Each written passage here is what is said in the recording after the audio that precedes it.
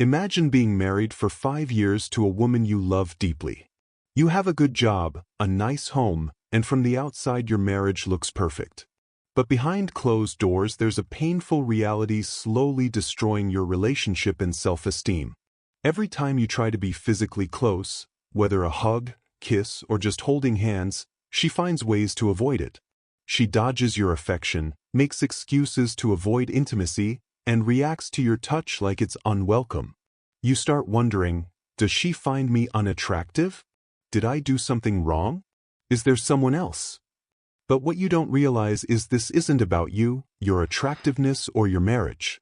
This is about a hidden crisis destroying millions of marriages from within, and nobody's talking about it. What if I told you your wife's rejection of your affection isn't personal? What if millions of women in happy marriages experience a biological stress response to their husband's touch without understanding why? And what if understanding this hidden pattern could save your marriage and restore the intimacy you've lost? Today I'm going to reveal the secret crisis destroying modern marriages behind closed doors. This isn't about relationship advice or communication techniques. This is about understanding the psychological and biological mechanisms causing women to reject physical intimacy with husbands they deeply love. By the end you'll understand why your wife might avoid your touch, why this problem is epidemic in modern marriages, and most importantly what you can do to create the safety and connection allowing intimacy to flourish naturally. Pay close attention because what you're about to learn could be the key to saving your marriage and understanding your wife's behavior in a completely new way. Before we examine why this happens, you need to understand how widespread this problem is. We're not just talking about sexless marriages. We're talking about wives avoiding all physical contact with husbands, hugging, kissing, cuddling, hand-holding, any affectionate touch. This affects millions of marriages where couples appear happy on the surface. These aren't abusive relationships or marriages in crisis. These are ordinary couples where the husband is a good man, the wife is a good woman, they love each other, but something fundamental has broken in their physical connection. The husband experiences constant rejection and starts feeling unwanted, unattractive, and confused. The wife feels guilt, shame, and confusion about why she doesn't want her husband's touch. Both suffer silently because this topic feels too personal and shameful to discuss openly. Most couples trapped in this dynamic completely misunderstand what's happening. The husband assumes his wife doesn't find him attractive anymore or doesn't love him. The wife assumes something's wrong with her, that she's broken, abnormal, or has psychological issues. This misunderstanding creates a vicious cycle. The more the husband pursues physical intimacy, the more the wife withdraws. The more she withdraws, the more rejected and desperate he becomes. Neither understands the real mechanism driving this dynamic. Perhaps the most tragic aspect is how isolated both partners feel. They don't talk to friends or family because it's too personal and shameful. They don't seek help because they don't understand what's wrong. They suffer in silence, growing more disconnected and resentful over time. To understand why wives avoid physical intimacy, you need to understand what's actually happening in their nervous system when their husband initiates contact. When many wives are approached by their husbands for physical intimacy, their nervous system activates a stress response. This isn't conscious or intentional. It's an automatic biological reaction below the level of awareness. Their body might experience increased heart rate and blood pressure, muscle tension, and the urge to escape. Cortisol release creates stress and anxiety, an overwhelming desire to avoid or end the contact, physical discomfort or revulsion to touch. This is the opposite of what should happen during intimate contact. Instead of oxytocin, the bonding hormone and feelings of connection, she's experiencing adrenaline and the desire to flee. What makes this so confusing for both partners is the stress response can occur even when the wife consciously wants to be close to her husband.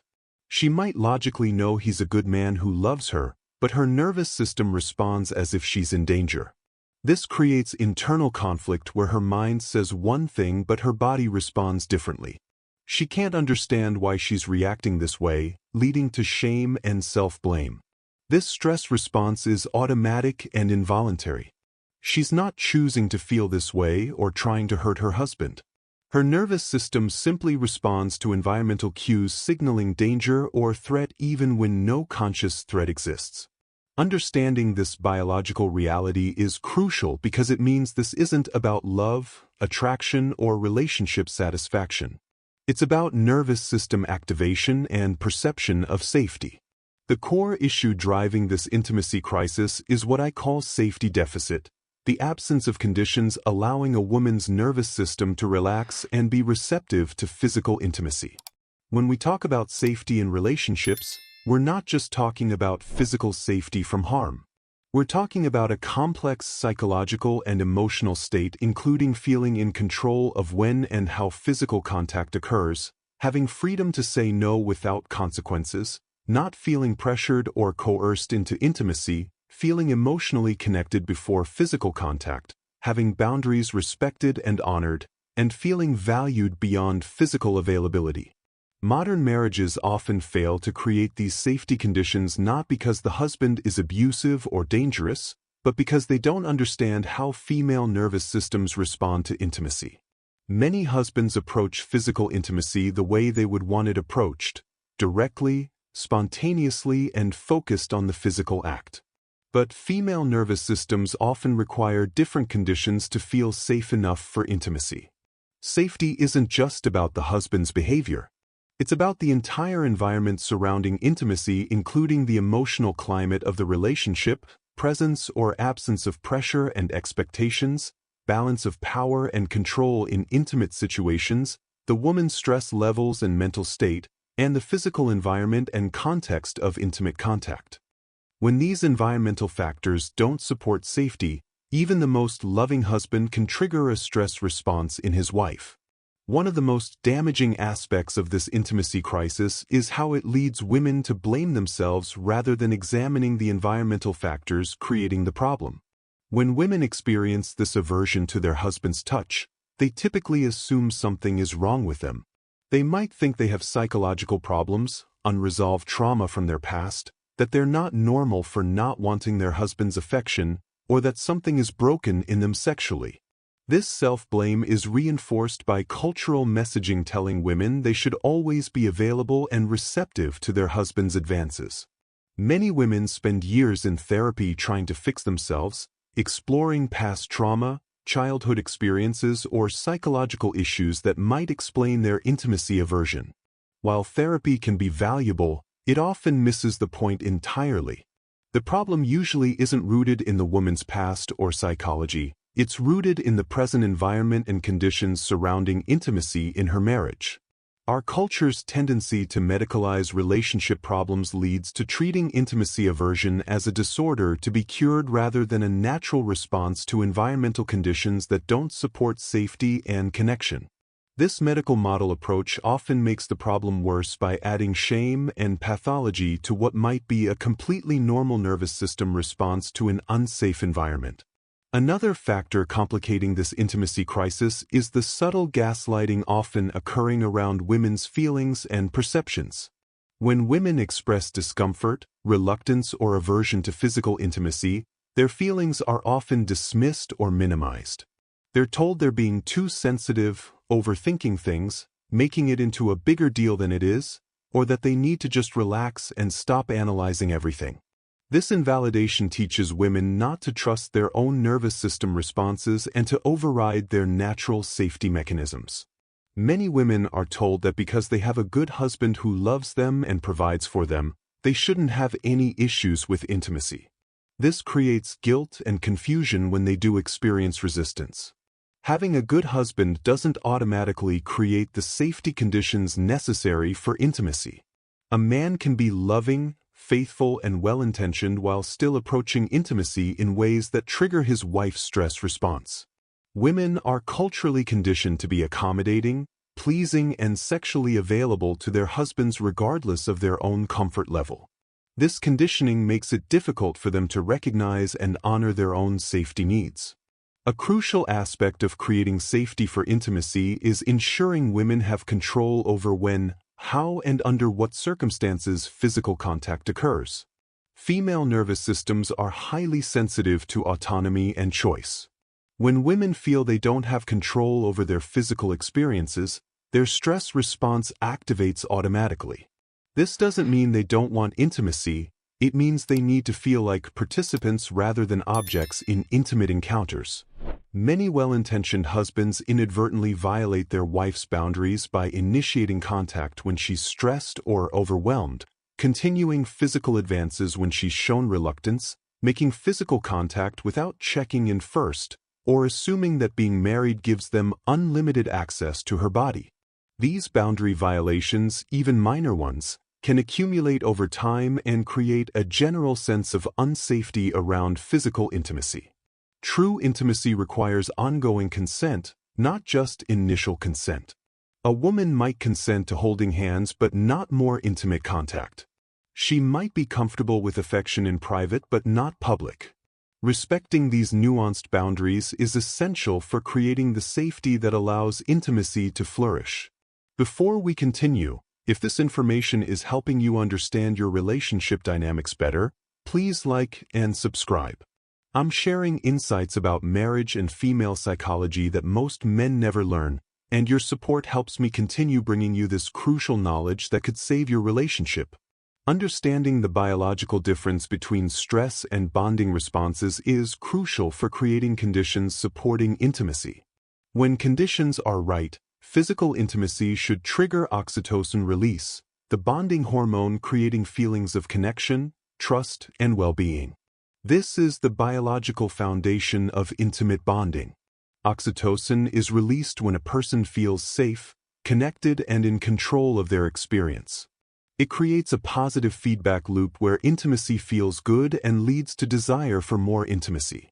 When safety conditions aren't met, physical intimacy triggers cortisol release instead of oxytocin. Cortisol is the stress hormone preparing the body for danger and creating feelings of anxiety and desire to escape.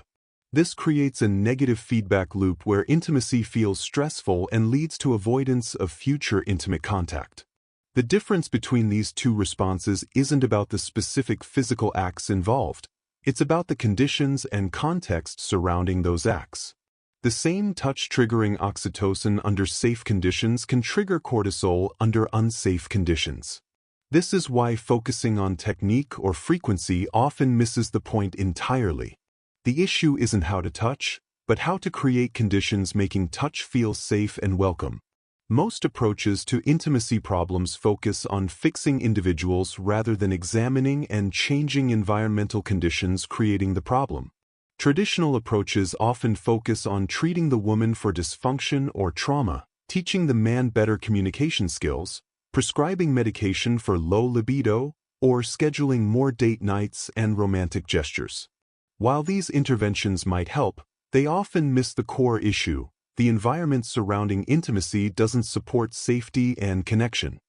An environmental approach examines the power dynamics around intimate decision-making, presence or absence of pressure and expectations, timing and context of intimate approaches, overall emotional climate of the relationship, and respect for boundaries and autonomy. Changing these environmental factors often resolves intimacy issues more effectively than individual treatment. From a system perspective, intimacy avoidance isn't a problem with the woman or even the couple. It's a problem with the system and conditions surrounding intimacy. When you change the system to support safety, connection, and autonomy, intimacy often returns naturally without any individual intervention. It's important to understand that while intimacy avoidance is common in modern marriages, it's not natural or inevitable. Many couples accept intimacy problems as normal parts of marriage, thinking this just happens after being married a while, that women naturally lose interest in sex as they get older, or that it's normal for couples to become less affectionate over time. This normalization prevents couples from recognizing that something in their system needs to change. The natural state for humans in safe, connected relationships is to enjoy physical intimacy and affection. When this isn't happening, it signals that something in the environment is interfering with natural bonding processes. Understanding that intimacy avoidance isn't natural gives hope that it can be changed. When the right conditions are created, Most couples can restore physical connection and intimacy. When women have experienced stress responses to intimacy for extended periods, their nervous system needs time to recalibrate and remember what natural desire feels like. Recovery from intimacy aversion isn't instantaneous. Even when safety conditions are established, it takes time for the nervous system to unlearn automatic stress responses, rebuild positive associations with physical contact, rediscover natural desires and preferences, and develop trust in the new safety conditions. Part of the recalibration process requires space and freedom from pressure. Women need permission to explore their own desires without expectation of meeting their husband's needs. This might mean periods of reduced physical intimacy while she reconnects with her own body and preferences. Many women who have been avoiding intimacy have lost touch with what they actually want and enjoy. The recalibration process involves rediscovering what types of touch feel good, when she's most receptive to physical connection, what environmental conditions support her desire, and how to communicate her needs and boundaries. For men experiencing this intimacy crisis, understanding your wife's experience requires a significant shift in perspective. Most men interpret their wife's intimacy avoidance as personal rejection, thinking she doesn't find them attractive anymore, doesn't love them the way she used to, that they must be doing something wrong, or maybe there's someone else. While these feelings are understandable, they usually misinterpret what's actually happening. When you understand that your wife's behavior is likely a safety response rather than rejection, it changes everything. Her avoidance isn't about your attractiveness, her resistance isn't about her love for you, her discomfort isn't about your worth as a husband, and her stress response isn't about your relationship quality. Creating safety and supporting your wife's recalibration requires patience that can be challenging for men feeling rejected and disconnected. Understanding the biological and psychological processes involved can help you maintain patience and compassion during the recovery period. Now let's discuss practical ways to create environmental conditions supporting intimacy and connection. The first step is removing all pressure and expectations around physical intimacy. Stop initiating contact when she's stressed or distracted. Avoid making her feel guilty for not being affectionate. Don't interpret every interaction as potentially leading to intimacy, and give her permission to say no without consequences. Demonstrate respect for her autonomy and control by asking before initiating physical contact, accepting her responses without argument or pressure, letting her initiate contact sometimes, and respecting her timing and preferences. Create conditions supporting emotional safety by listening to her concerns without defensiveness, validating her feelings and experiences, avoiding criticism or judgment about her intimacy preferences, and creating space for honest communication about her needs. Consider other stresses affecting her nervous system like work stress and overwhelm, childcare responsibilities and exhaustion, financial worries or concerns, and health issues or hormonal changes. Addressing these broader stresses can help create conditions supporting intimacy. As a husband dealing with this intimacy crisis, your role in supporting recovery is crucial but requires a significant mindset shift from pursuer to safe haven. Instead of pursuing physical intimacy, focus on becoming a safe haven where your wife can relax and reconnect with her own desires. Be patient with the recovery process, support her exploration of her own preferences, celebrate small steps toward connection, and maintain your own emotional stability during the process. Your job isn't to fix your wife or solve her intimacy issues. It's to understand what's happening and create conditions supporting her natural healing process. Recovery from intimacy aversion takes time and patience. Maintaining a long-term perspective helps avoid putting pressure on the process or expecting immediate results. When couples successfully address intimacy avoidance through creating safety, the transformation often extends far beyond physical intimacy. Creating safety for physical intimacy often improves emotional connection throughout the relationship with better communication and understanding, increased trust and emotional safety, more authentic expression of needs and desires, and deeper overall intimacy and partnership. Both partners often experience improved well-being when intimacy issues are resolved with reduced stress and anxiety, improved self-esteem and confidence, better physical and mental health, and greater relationship satisfaction. Because this approach addresses environmental and systemic issues rather than just symptoms, the changes tend to be sustainable over time. Understanding these dynamics can help prevent intimacy problems from developing in future relationships or in early marriage stages. Recognizing early signs of safety deficit like subtle resistance to physical affection, decreased spontaneous physical contact, tension or stress during intimate moments, and avoidance of certain types of physical contact can help address issues before they escalate. Building safety into relationships from the beginning by establishing consent and boundary practices early, creating regular check-ins about comfort and preferences, maintaining respect for autonomy throughout the relationship, and addressing stress and environmental factors proactively can prevent many intimacy problems.